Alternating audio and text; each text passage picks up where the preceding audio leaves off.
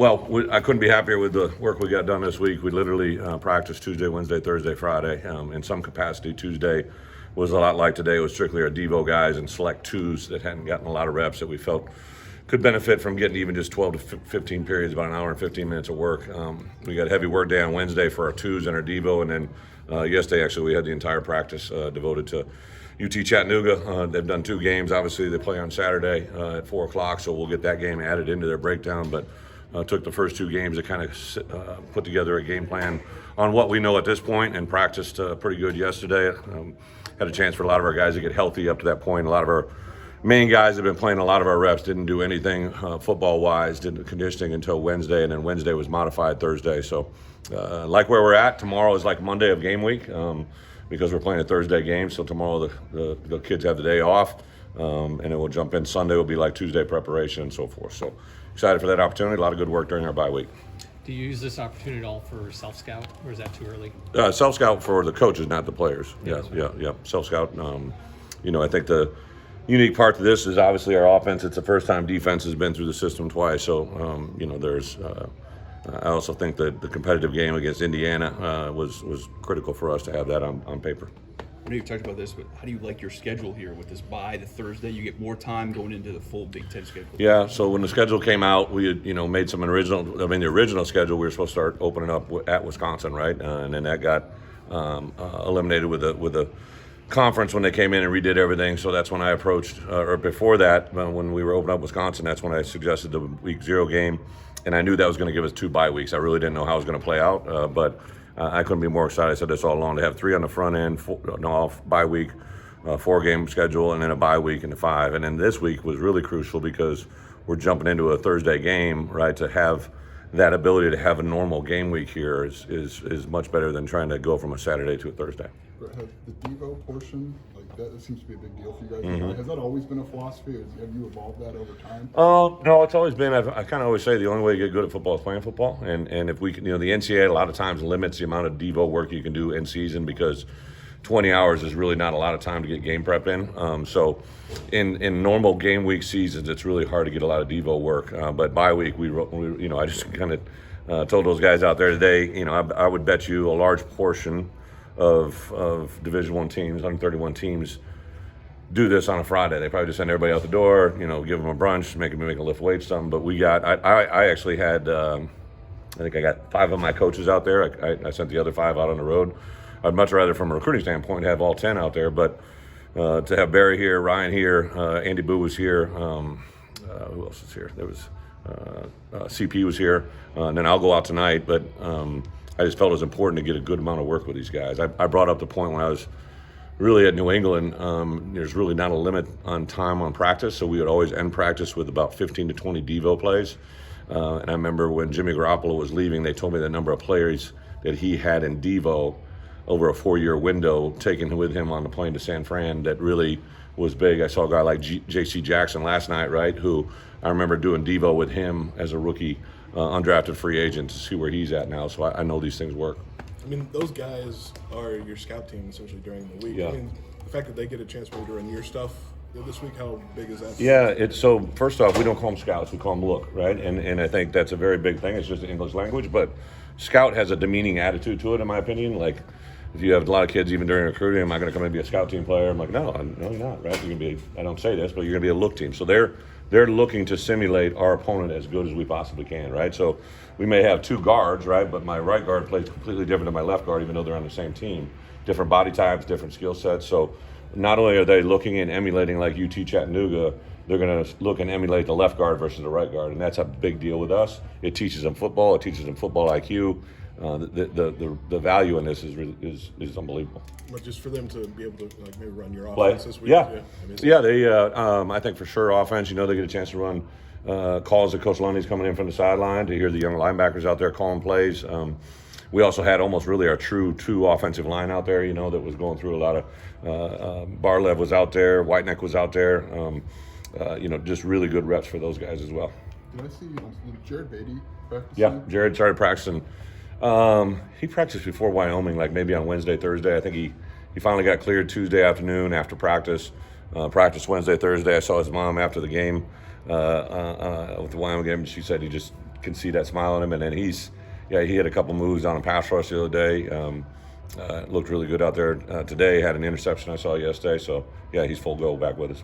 Did you look at FCS schools? Is Chattanooga obviously top 10 team? Yeah. Are they one of those maybe win title type teams? Are they that good? What you saw? Well, I think a couple things jump out to you. They have really good players. They have really an offensive lineman that could start anywhere. They have a defensive tackle that could start anywhere. It doesn't matter. Both of them play in the NFL. They have a running back I think is very talented. They got a lot of really good players around them. They're very well coached. Coach has done a tremendous job of getting those guys to play very hard, very fast, and very productive players, really offense, defense, and special teams. They've taken advantage of the portal world too, right? So a lot of different things. They took Kentucky last year, who's a really good football team, to the fourth quarter. I believe it was a 28-23 game or somewhere in that ballpark. So, yeah, they're a very talented football team and one that we got to prepare our tails off of, because I know they're coming over here with the idea of one thing is making history for themselves. The rules used to favor FCS schools with transfers, but now you got the portal. Yeah. Is that hurting them some, or maybe not at all?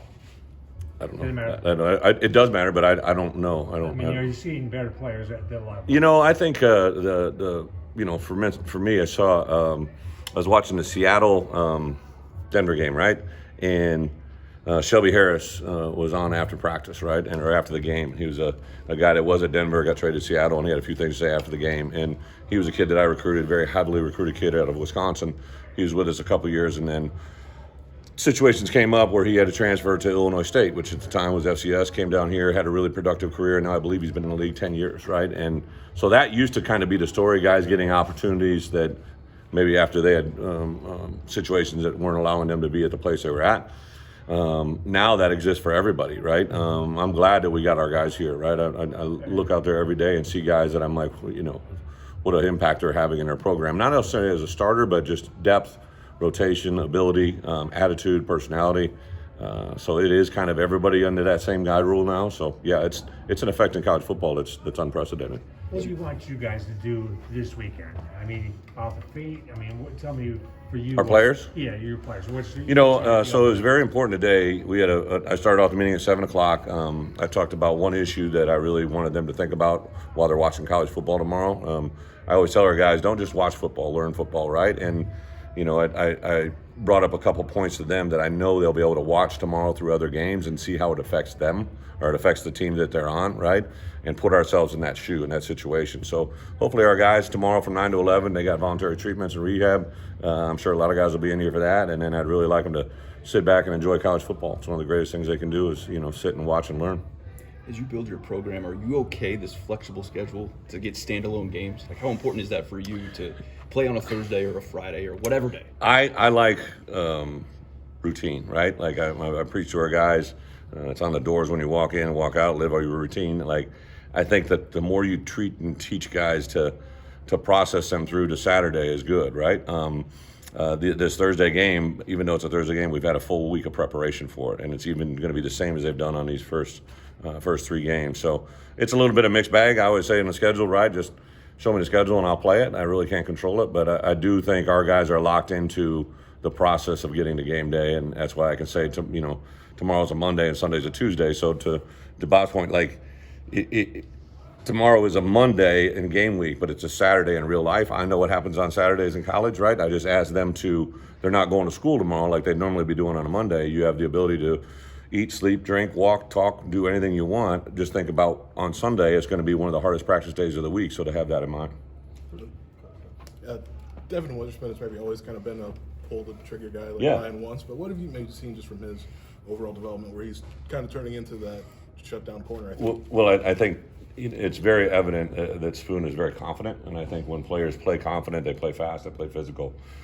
He's confident because he's seen a lot, but he's learned a lot, right? And his football IQ is at an unprecedented level that I think since I've been around him. A very, very confident young man. He sees things formationally. So like when we were out at practice, he didn't practice on Wednesday. So one of the things as a corner, you always see football like this, right? You always see football inside of you. As a safety, you see things like this. It's in front of you, right? So the advantage of safety is he has a formation. So you have to rely and lean on safeties to tell you things as a corner. So I wanted him to watch the whole practice from a back end view to see formations and see how he can help himself if he's getting that information, in real live game situation. He sat back there and he talked the whole time. I mean, he was talking to the defense, like, and talking. It's just another way to bring personality out of him and leadership. So I couldn't be happier for Spoon, right, but for us as a defense as well. You really like the way the guys practiced going into Virginia. How do you carry that over into this week? Yeah, it has. I think it has. Our kids know when we do well and when we don't do well. We went through, last spring, I made a very big point. We get 15 practices by NCAA rules, right? And they know the practice. That if you went up and talked to them right now, what practice did we get back? I think they would tell you, right? Like, I felt we got better 14 of 15. I made a big deal about the one we didn't. Those chances and those opportunities are very, very unique and very precious, so we can't afford not to use them, and hopefully they'll show up this week to say that. What have you seen from Gabe just in the days? I mean, a pretty big Hackett. game on Saturday. What have you seen from him just this week? A lot of stuff we saw in recruiting. He's big, he's physical, he's powerful. With young players like that that have big ears, like Gabe, literally, I made a clip. I remember this very clearly. So my first Thursday travel meeting. So I do a meeting on Thursday before a game on Saturday, and I usually show something or talk about something that's football related but not specific to our game, like big picture. So I was teaching a room. I used, I think, wide receiver, DB, O-line, and D-line, and I showed, right, okay, this guard, like I was saying earlier, this guard and this guard are on the same team, coached by the same guy, but when you pass rush from this guy, you can hit this move. This guy, it must have been tackles. It was definitely tackles. So Gabe came up to me, and he's like, where can I get that film? I'm like, I have an area called My Folders, which is only me, only because I don't want people getting messing up my stuff. So I said, well, it's in my folder. I'll send it to your folder. And he's like, okay. And 10 minutes later, he sent me a text. Is it there yet? Right? Like, the urgency for him to get better is like unprecedented. Coach Kane, I'm sure he'll tell you, Coach Walters, anybody that's dealing with him, like, his immediate need for information and desire to get better is instantly. It's just a really impressive kid. When you head out on the road and your guys head out on the road during this bye week, like, how much of it is a fact-finding mission on your part? You've talked about it before, hitting that history teacher, hitting that math teacher, hitting that guidance counselor. Well, that's quite honestly, like, I let 5 or 6 guys go this morning so that they could go into school and talk to the custodian, the assistant principal, and do all that.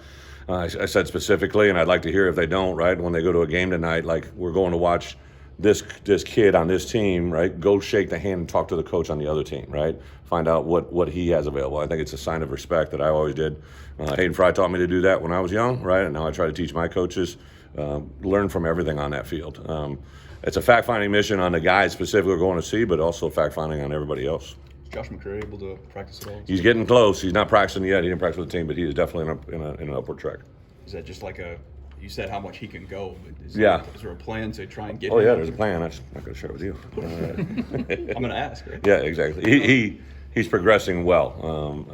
I don't foresee this week being it, but I think there's definitely a chance to grow. You all good? Yep. Thank you, guys. Thank you. That's right.